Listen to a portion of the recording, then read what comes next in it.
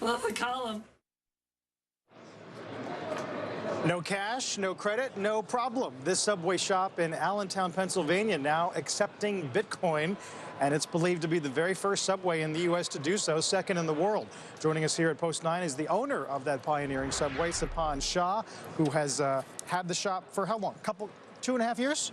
Yep, for about 2.5 years now. And you started taking Bitcoin 2 weeks ago? 2 weeks ago, yes. Walk me through the user experience if I go in your shop and pay this way. Right, so what happens is a customer comes in and orders a sandwich, and everything is exactly the same as any other sandwich order. And at the very end, they come up with a dollar amount, and that dollar amount is then inputted into a tablet or with an app. And that app converts the amount to a Bitcoin value. It generates a code or an address that the user, the consumer gets, and then they send us instant payment, and we get confirmation instantly. It's converted back to dollars and put in our account. Does it take any longer than a dollar transaction? Nope, it doesn't take. I would say no longer than a credit card transaction or a dollar transaction. It takes no longer. How many of these have you processed, would you say, in 2 weeks? Quite a few.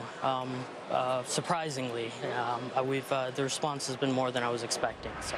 And you're pursuing this while at the same time pursuing an MBA, is that right? Correct, yeah. I'm a student at Lehigh University doing my MBA there. So. And is it students who are coming through the Subway shop generally, or what kind of customers? So right now, a lot of enthusiasts are coming in. Bitcoin enthusiasts are coming to show a lot of support for this. So a lot of kids are coming 2 or 3 hours to drive. And we are getting a lot of students from local areas that are coming that have studied Bitcoin and that have understood it and have it.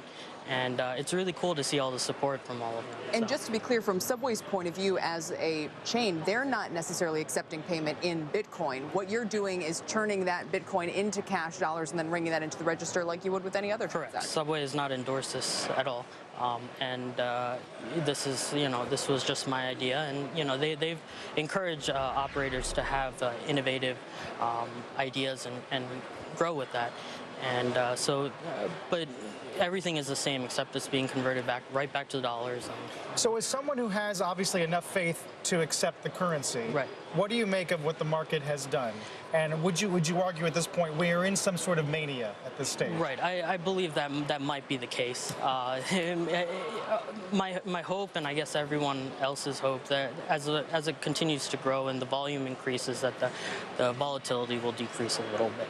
And right now it hasn't really been a problem with any of our customers converting the values from dollars to Bitcoins. So none of them have really had any issues with any of the exchanges that we've used. Did you invest in Bitcoin? Were you an early buyer? Yes, I was. To what extent? I'm not allowed to say publicly. Do you try? I mean, obviously, you know all of the critiques. It's a dark market. Transparency is limited. It's subject to manipulation. Do you disagree with any of this? So Bitcoin is such a versatile tool that for every one negative thing, there's probably 100 positive aspects about it. So my Subway accepting it is just one positive aspect that could show that consumers can use this on a day-to-day basis.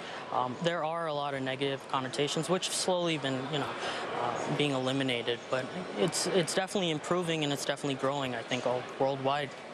And it's drawing people from, it sounds, all over the region. Yeah, we've gotten people from states driving 2 or 3 hours to come and pay at our store. I could go for a tuna sub right now, Kel. I don't know about you. Sun chips on the side.